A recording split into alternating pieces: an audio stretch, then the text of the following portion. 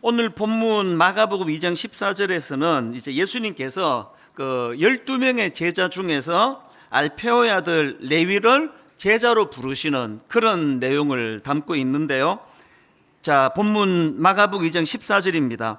또 지나가시다가 알페오의 아들 레위가 세관에 앉아 있는 것을 보시고 그에게 이르시되 나를 따르라 하시니 일어나 따르니라.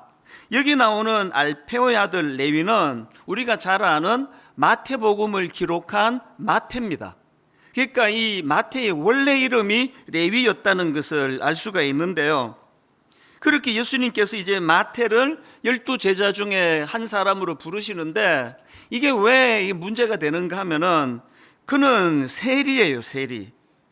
그 당시 세리는 이 로마 당국과 결탁을 해가지고 그 백성들을 수탈하던, 한마디로 말해서 사회의 암적인 존재로 낙인 찍혀 있던 사람들입니다. 그 당시 세리가 그 사회에서 어떤 대접을 받았는가는요, 자료 몇 군데만 찾아보면 금방 알 수가 있습니다. 예를 들면은 제가 본 책 중에 이런 내용이 있습니다. 그 당시 세리는요, 이 법정에서 증언을 쓸 자격이 없다는 겁니다. 저 존재 자체가 악인데 저런 놈이 증언하는 거 어떻게 믿겠냐고. 증언을 법정에 증인으로 쓸 수도 없는 그런 존재가 세리였고요.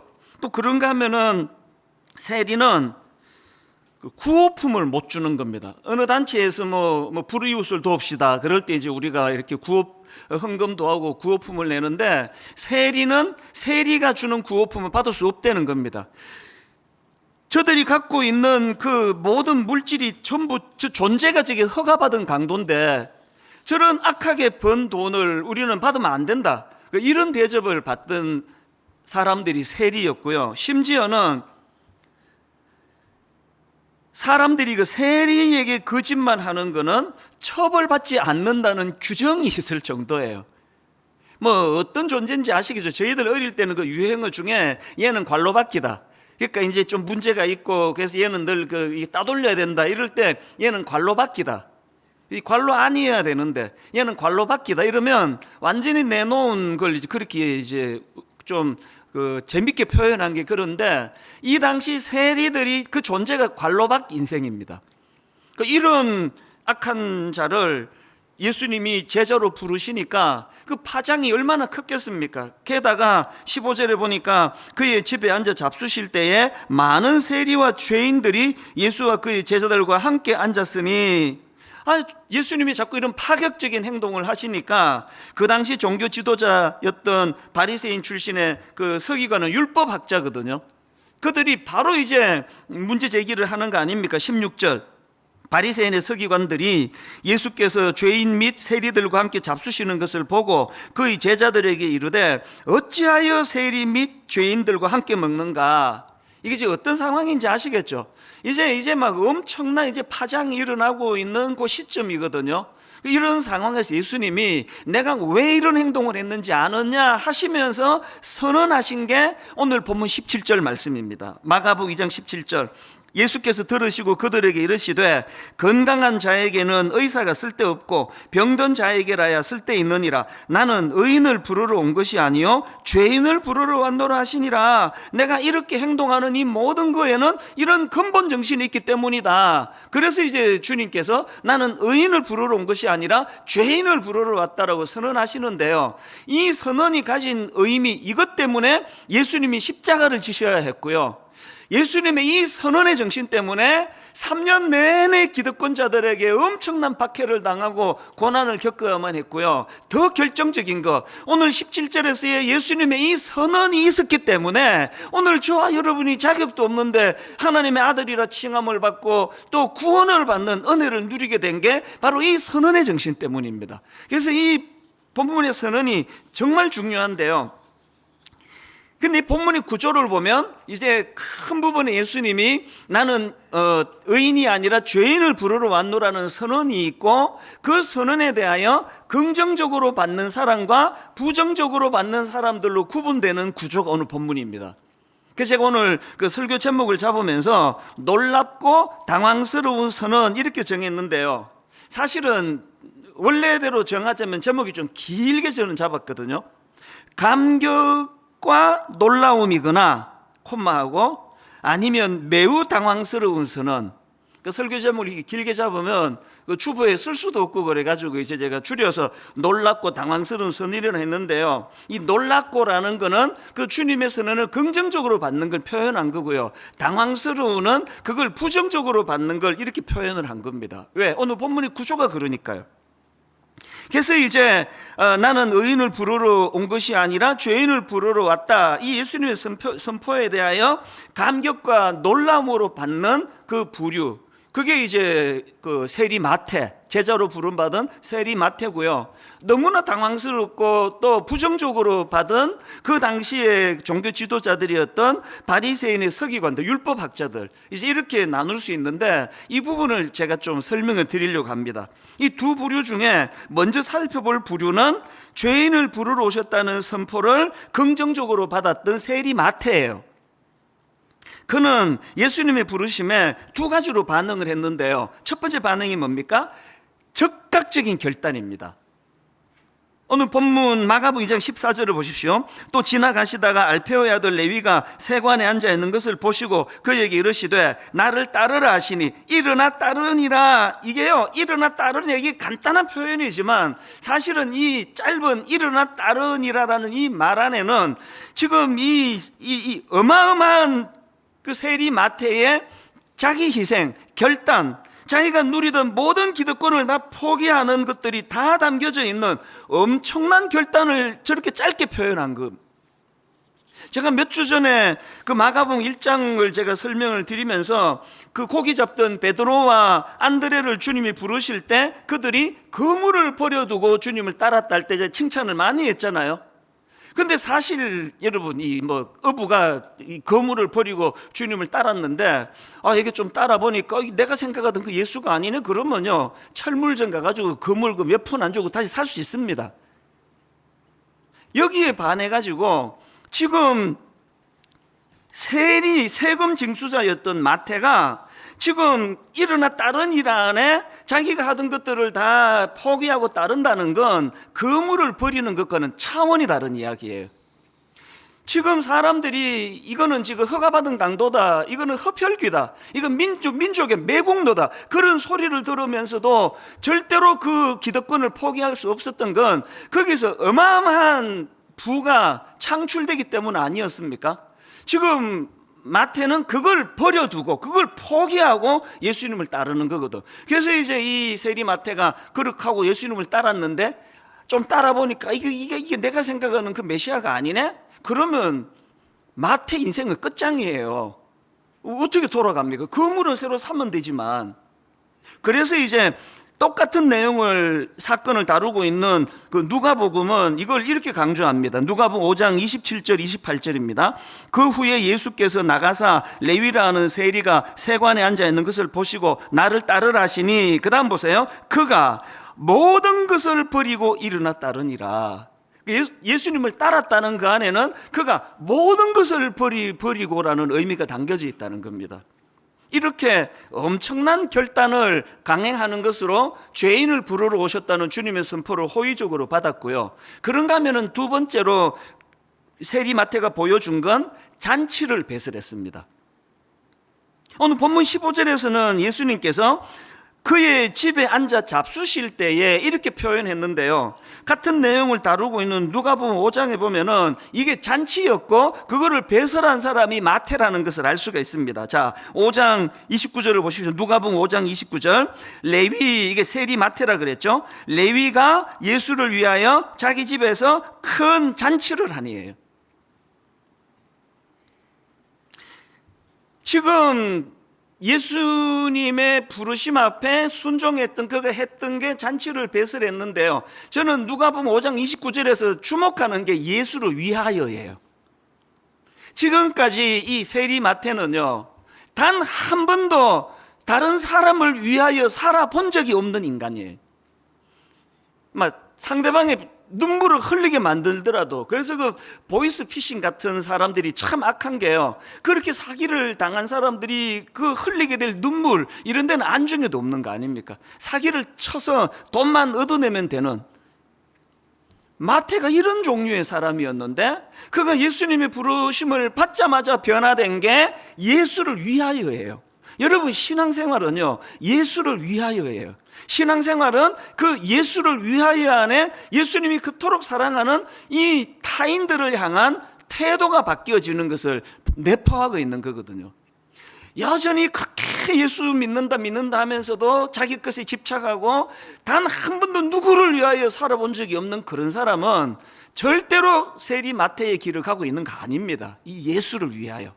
그런가 하면은 이 잔치를 배설했다는 이 말씀 앞에서 중요한 한 가지가 더 있는데요, 이 마태가 배설한 잔치가 보여주는 이미지는 기쁨입니다. 기쁨.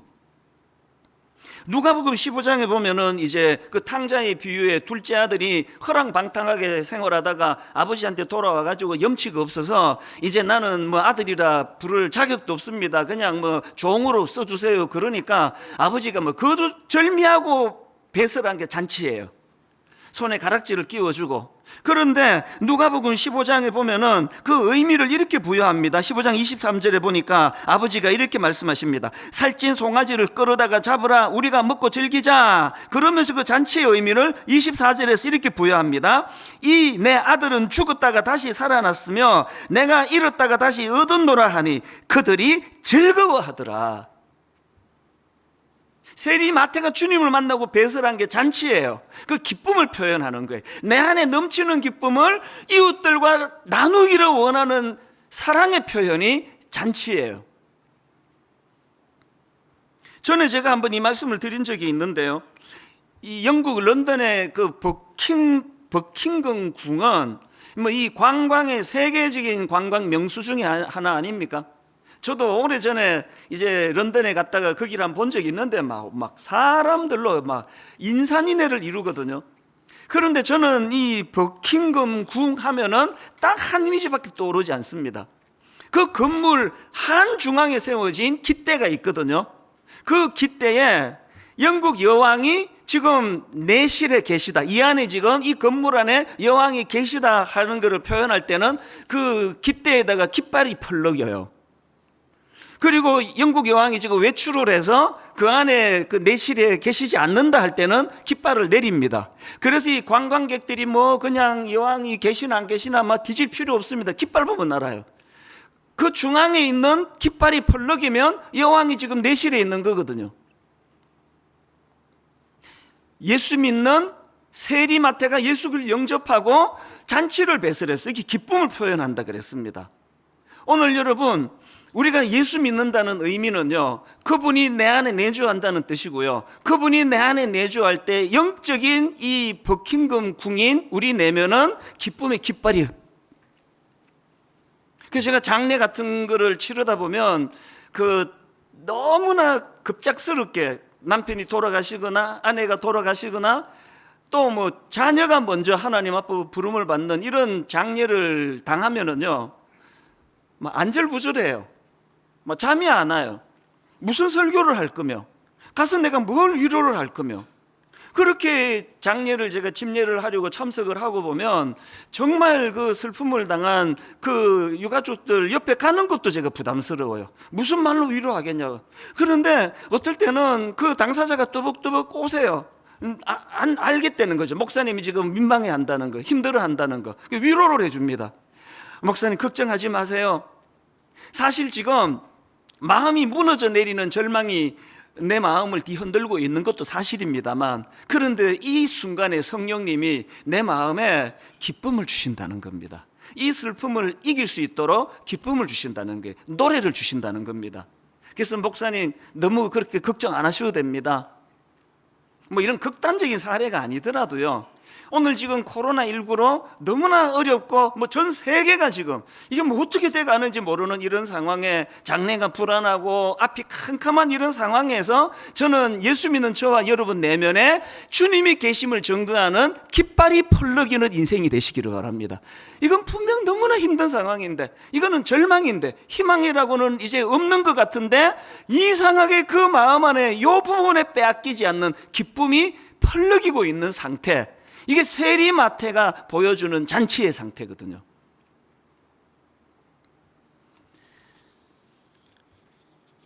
그렇게 부르심에 순종했던 세리마태가 이런 두 가지 모습을 보여줬는데요. 이게 이제 긍정적인, 나는 의인을 부르러 온 게 아니라 죄인을 부르러 오셨다는 주님의 그 근본적인 선언 앞에 참 기쁨으로 반응하고 잔치를 배설하는 이것이 이제 그 세리마태의 모습이라면, 이제 이걸 부정적으로 받는 사람들이 나오는데, 그게 바리새인의 서기관들, 그러니까 바리새파 출신의 율법 학자들입니다.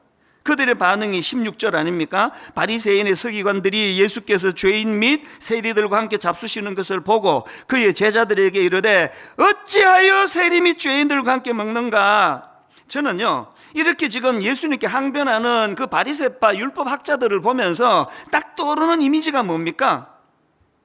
지금 그 쓰레기 취급을 받던, 인생의 존재가 부정을 당하던 한 인생이 주님으로부터 구원을 받고 너무너무 기뻐서 잔치를 배설하는 기쁨은 하나도 와닿지 않는, 이 감정이입이 안 되는, 그것을 가지고 여기서 조금 지나면은요, 3장으로 들어가면은 예수님이 그 손마른 장애인이 나오거든요. 그 손마른 장애인을 고쳐주는 그 장면이 나오는데, 이게 막 얼마나 그 장애인이 기쁜, 이 뭐 그냥 가슴이 터질 것 같은 기쁨을 누리고 있는 그 현장에서 바리새인들은 요거를 빌미로 어떻게 예수를 죽일고 의논하는 이런 냉혈 인간의 모습을 보이거든요. 이거는 점점 갈수록 심해지는 걸 볼 수 있습니다.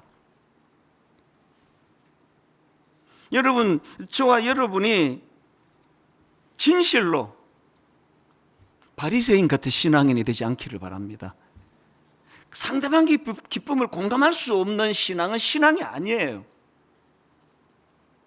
어떻게 그 장애인이 고침을 받는 그 기쁜 현장에서 그 일을 행하신, 어떻게 하면 저 예수를 죽일고 이렇게 생각할 수가 있느냐고요. 저는 오늘 이 본문을 묵상을 하면서 이제 그 세리 마태의 모습하고 또 당시 그 종교 지도자들이었던 율법학자들의 바리새파 출신의 율법학자들을 보면서 묵상을 하다가요, 예전에 책을 사놓고 좀 읽다가 그만둔 책이 한 권 쑥 떠올라졌습니다. 그래서 제가 서재에서 그 책을 꺼내가지고 지난주 다시 읽었는데요, 정신과 의사가 쓴 책이에요. 당신이 옳다, 이런 제목의 책인데요, 그 제목에서 그 당신이 옳다가 뭘 의미하는지 저자가 이런 표현을 씁니다.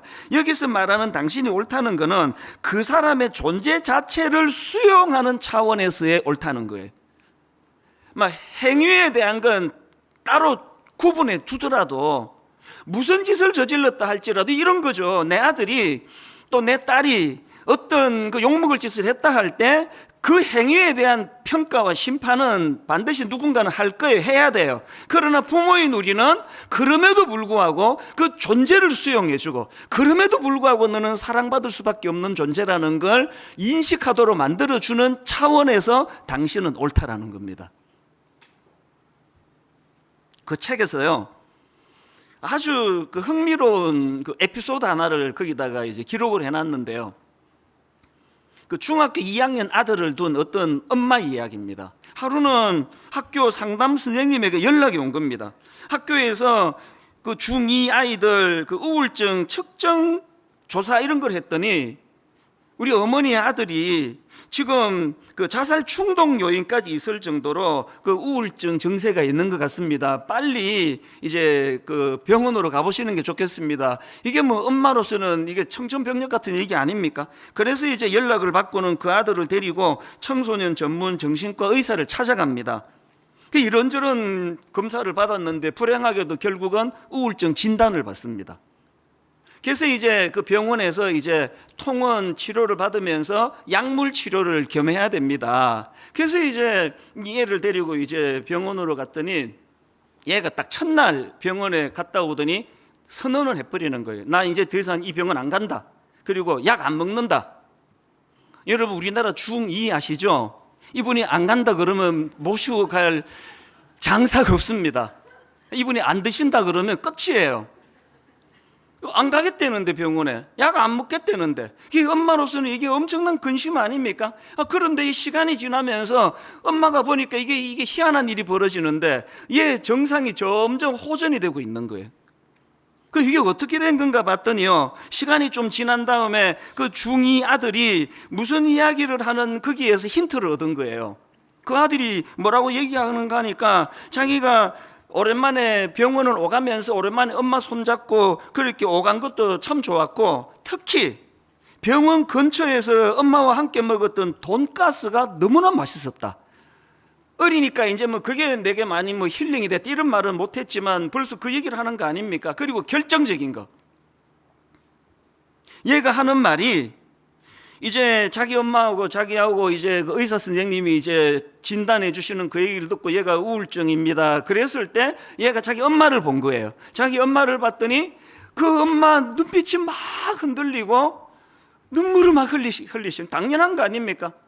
근데 여러분, 그 책에서 그 중2 아이가 뭐라고 얘기하는가 하니까 그 엄마 눈에 눈물이 고이고 눈동자가 흔들리는 그 엄마의 모습을 보면서 얘가 어떤 안도를 했느냐, 아, 엄마가 나 때문에 힘들어 하시는구나.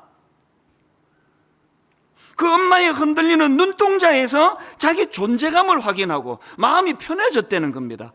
그래서 결국은 그런 것들을 확인했기 때문에 약을 안 먹어도 병원은 안 가도 우울증이 호전이 되더라, 치료가 되더라. 그 이야기가 뭘 이야기하는 겁니까? 그 책 제목 그대로예요. 그 사람의 존재 자체가 수용을 받고 인정을 받는 것 같은 거기에서 어떤 약보다도 강력한 효과가 나타나더라는 그 얘기 아닙니까? 여러분, 지난주에 제가 읽어드린 어떤 초신자분의 간증의 글 기억나시죠? 교회란 데를 생전에 가본 적이 없는 이분이 그날 이 자리에 앉자마자 울고 또 울고 울고 또 울고, 마치 내가 울려고 여기 온 사람처럼 그렇게 눈물을 쏟으며 1년 반 동안은 하나님을 알고 싶은 몸부림치는 그 모든 동력이 바로 이 책 제목과 똑같은 거예요. 세파에서 시달렸는데 주님이 그를 만나주시면서 네 존재가 사랑받을 수밖에 없는, 당신은 옳다. 거기에 이 초신자가 마음이 무너져 내린 거 아닙니까? 자기 존재가 수용되는 것 같은 주님의 수용하심, 안아주심을 경험했기 때문에 저는 그 책을 읽으면서 그 마음이 좀 아팠습니다. 그리고 교회랑 관련한 질문이 막 계속 머리에 맴도는 걸 제가 경험했습니다. 과연 오늘 분당 우리 교회가 이 아이가 경험한 수용되는, 자기 존재감이 수용되는 그 은혜로 말미암아 지금 여기서 치유가 일어나고 있는가? 이세 동안 세상에서 이렇게 시달리고 저렇게 꺾였던 수많은 성도들이 자기를 수용해주고 용납해주고 당신은 옳다라고 인정해주는 그 용납으로 인하여 회복이 되고 있는 건가? 불행하게도요, 오늘 교회를 보면은 분명히 그 초신자처럼, 그리고 세리 마태처럼 주님이 자기를 수용해 주셨기 때문에 너무나 기쁨으로 너무나 감격으로 신앙생활한 그 시작이 시간이 가면서 냉정하기 짝이 없는 바리새인으로 바뀌어져 가는 크리스찬을 꽤 많이 볼 수 있다는 사실이에요. 지금 다행히 지금 이 마스크 쓰고 있어가지고 이게 다 감춰서 그렇죠. 이 마스크 다 벗고 제가 예배 드리면 이제 누가 초신자인지 누가 모태신앙인지 이제 금방 찾아낼 수 있습니다. 아무 표정이 없고 무감각하고 그렇게 예배를 드리면 여러분이 오해받기가 쉽습니다. 거의 대부분의 초신자들은, 혹은 새롭게 마음의 회심을 해서 가슴이 터질 것 같은 눈물을 흘리는 분들은요, 지금 다 세리마태의 상태예요. 이게 뭐가 잘못돼가지고 우리가 그런 냉정한 종교인 바리새인이 되느냐고요. 막 걸핏하면은 그 율법 학자라니까요, 서기관이. 내가 얼마나 성경을 잘 아는지 알아? 율법은 나한테 물어봐. 내 기준으로 너는 틀려먹었어. 너 그래갖고 되겠냐? 저는 이 설교를 준비하고 그 책을 읽으면서 사실 오늘 이따가 우리 아이랑 지금 약속을 해놨습니다. 만나기로. 20대가 되면요, 한 집에 살아도 약속을 해야 만날 수 있습니다. 오늘 내가 진지하게 사과할 생각이에요. 잘 되기를 바라는 마음에서 지적을 많이 했거든요. 그것보다 앞서는 것이 수용인 걸 내가 몰랐습니다. 어떤 상황에도 엄마와 아빠는 네가 옳다고 생각한다. 항상 너는 옳은 존재다. 너는 하나님의 사랑을 받는 존재다. 내 앞으로 그렇게 하겠다고 약속할 준비를 하고 있습니다. 오늘 여러분, 교회는 주님으로부터 도저히 용서받을 수 없는 세리 마태와 같은 인생이 주님의 용납하심의 은혜를 누리는 것이에요. 내 마음에 꺾여버렸던 기쁨의 깃발이 주님의 내주하심으로 다시 회복되는 것이 크리스찬인 줄 믿으시기를 바랍니다. 저는 오래 예수 믿어도 여전히 세리 마태가 가진 그 기쁨과 감격을 유지하기 위하여 어떻게 해야 되는가, 본문을 중심으로 한 두 가지로 정리를 해보았는데요. 여러분, 첫째로요, 오랜 세월이 지나도 여전히 세리 마태가 가진 기쁨과 감격을 회복하시려면 자기 스스로에 대해서는 죄인임을 인식해야 된다는 겁니다. 17절을 다시 보십시오. 예수께서 들으시고 그들에게 이르시되 건강한 자에게는 의사가 쓸데없고 병든 자에게라야 쓸데있느니라. 그 다음에 이 중요한 포인트를 보십시오. 나는 의인을 부르러 온 것이 아니요 죄인을 부르러 왔노라 하시니라. 제가 이 구절을 묵상하다가 진짜 제가 창의적인 하나를 개발을 했습니다. 여러분이 아시지만 로마서 3장 10절에 보면은 의인은 없나니 하나도 없다 그랬거든요. 그러니까 어차피 의인은 없습니다. 제가 이거를 어떻게 의역을 했는가 하니까요, 제가 의역한 거를 한번 띄워주시겠습니까? 17절을 저 빨간 글씨로 된 게 제가 만든 문구예요. 나는 의인인 줄 착각하는 사람을 부르러 온 것이 아니요 죄인임을 인식하는 사람을 부르러 왔노라 하시니라. 의인인 줄 착각하는 사람의 대명사가 바리새인 아닙니까? 항상 자기는 의인이기 때문에 죄인들을 정죄하기 좋아하는 그런 태도를 가진 사람을 부르러 온 것이 아니라 죄인임을 인식하는 사람. 여러분, 지난주에 제가 솔로몬에 대하여, 솔로몬이 원래 불륜 드라마에는 나올 것 같은 그런 출생의 아픔을 가지고 태어난 이름이 솔로몬인데 여디디아라고 하는 이름을 하나님이 주셨다 그랬는데요, 오늘 본문에 나오는 세리 마태도 똑같은 케이스입니다. 마태가 원래 이름이 레위라 그랬지 않습니까? 자, 여러분, 이건 추측이에요. 왜 마태의 아버지가 아들을 낳고 이름을 레위라고 지었을까요? 추측컨대 그 집안 혈통이 레위 지파였을 것 같아요. 그리고 아들 이름을 레위라고 왜 지었을까? 너무너무 소중한, 너무너무 사랑스러운 그 아들을, 어린 갓난 아기를 보면서 그 아버지 마음에, 그 어머니 마음에 어떤 소원이 있습니까? 이 귀한 아들이 과거에 자기 혈통이 누렸던 제사장으로서의 거룩하고 존귀하고 영광스러운 삶을 살아가기를 갈망하는 마음으로 이름을 레위라고 지었을 거 아니냐고요. 그랬는데 세리 레위는 어떤 삶을 살았습니까? 부모의 기대와는 완전히 다른 쓰레기 같은 인생, 모든 사람들이 비아냥거리고 손가락질하는 비참한 인생을 살아갔던 것, 그 마음의 상함이 레위 안에 가득 찬 거 아닙니까? 그랬기 때문에 예수님께서는 세리 레위를 부르시고 그에게 마태라는 새로운 이름을 주세요. 마태라는 이름의 뜻은 하나님의 선물이라는 뜻입니다. 가슴 아픈 출생의 비밀을 갖고 있던 솔로몬에게 여디디야, 너는 하나님께 사랑받는 자이다, 이런 뜻을 가진 여디디야를 그에게 주셨던 것처럼, 이 이름과 관련해서 참 흥미로운 게 하나 있는데요, 이 사복음서 중에서 마태복음은 이제 오늘 본문의 주인공인 마태가 기록을 했고 나머지는 이제 다른 저자들이 있었는데요, 참 재밌는 게 뭐냐, 나머지 사람들은 이 마태를 부를 때 옛날 이름을 사용합니다. 자, 보십시오. 누가복음 5장 27절입니다. 그 후에 예수께서 나가사 레위라 하는 세리가 세관에 앉아 있는 걸 보시고, 레위라고 지금 부르고 있죠. 또 그 다음에 마가복음 2장 14절, 오늘 본문도 마찬가지입니다.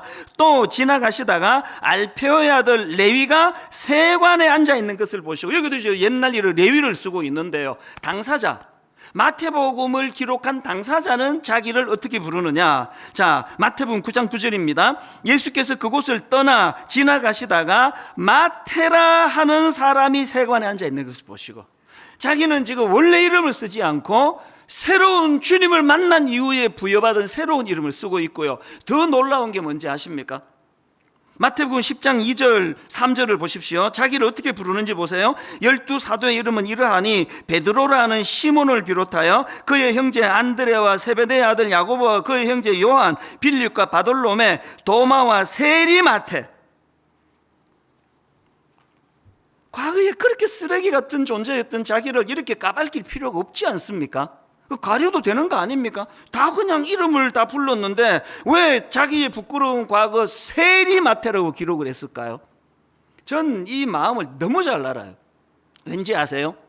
사람들이 저보고 이찬수 목사 설교를 들어보면은 저 사람은 굉장히 솔직한 사람이야, 그런 얘기를 가끔씩 해요. 천만의 말씀이에요. 제가 솔직한 사람이라고요? 절대 아닙니다. 제가 자기 오픈을 잘한다고요? 맞습니다. 잘해요.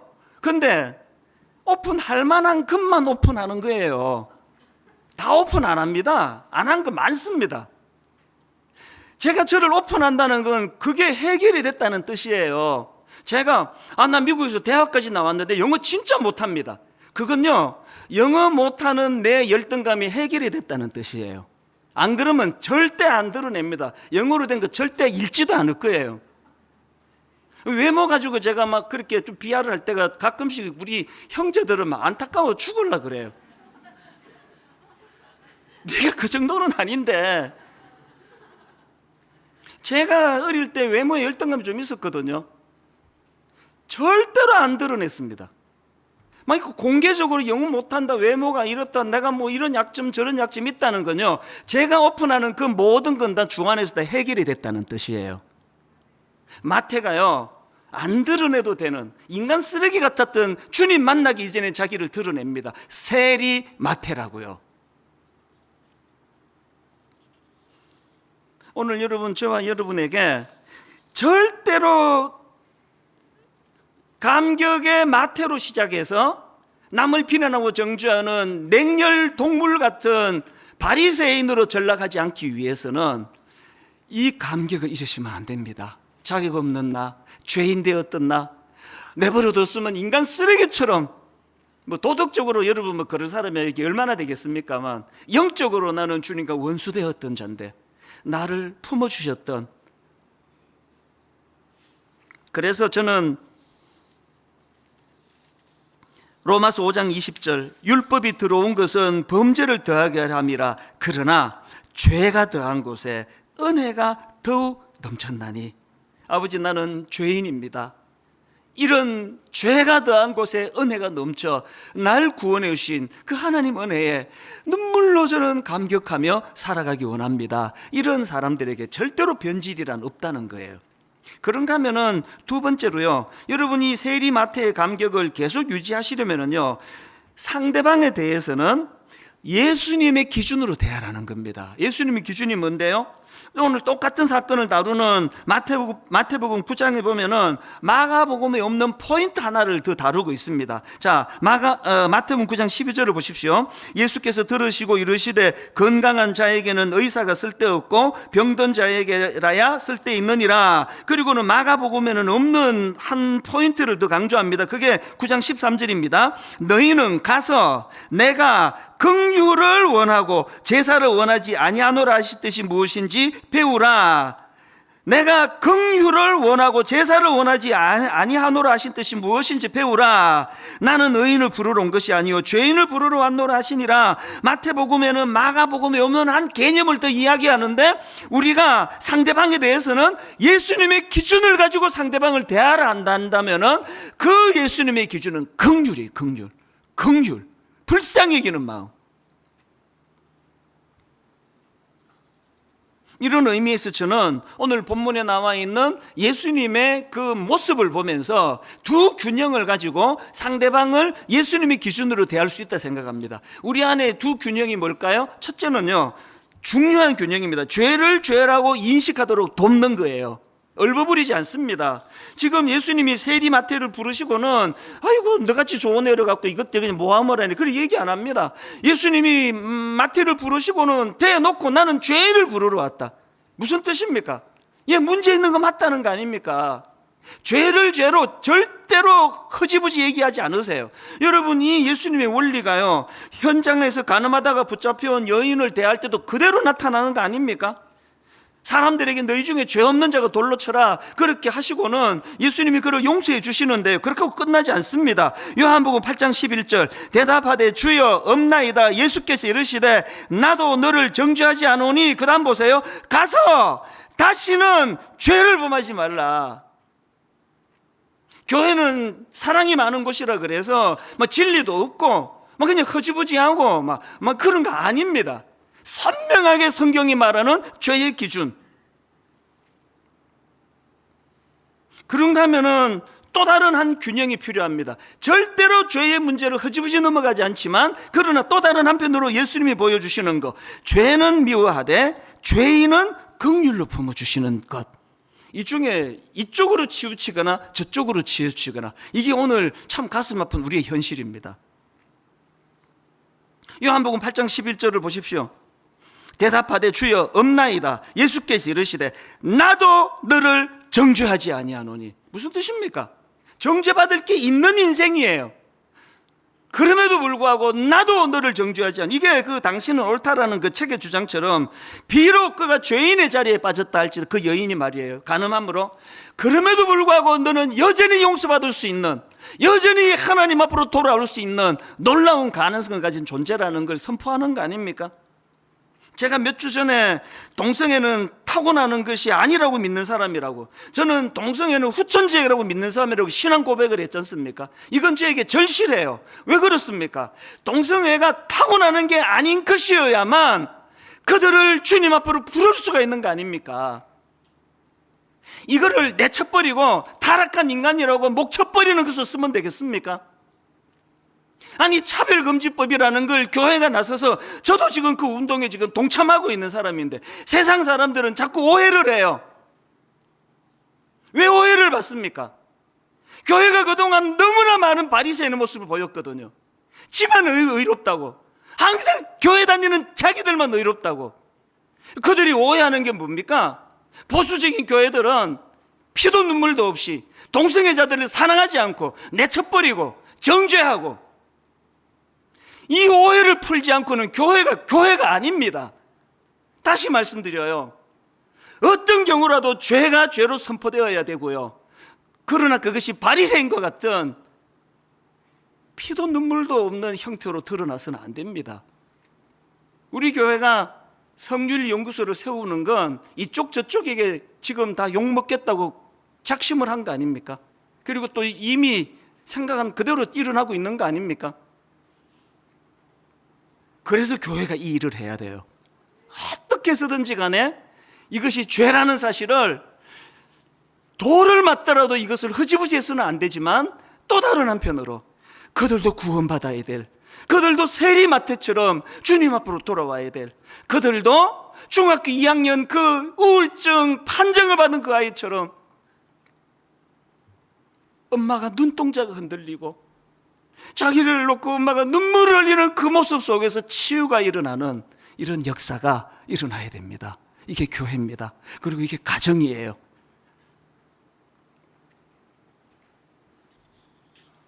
똑같은 원리를 신천지에도 적용하셔야 돼요. 어떻게 하실 겁니까? 그 수많은 아름다운 젊은이들을 어떻게 되돌리실 겁니까? 이렇게 바리새인들이 득실거리는 교회에서 가기만 가면은 정죄를 하는, 결론을 저는 이렇게 맺기를 원합니다. 스스로에 대해서는 죄인임을 인식하는 거예요. 그래서 그 감격으로 사는 거예요. 나는 자격이 없는데, 어떤 성도가 무슨 죄를 지었다 할 때 나는 저보다 더 악한 자였는데, 그런가 하면은 상대방에 대해서는 이 긍휼이라는 주님의 방식으로 대하는 것. 그래서 오늘 이 찬양으로 결론을 맺기 원하는데요.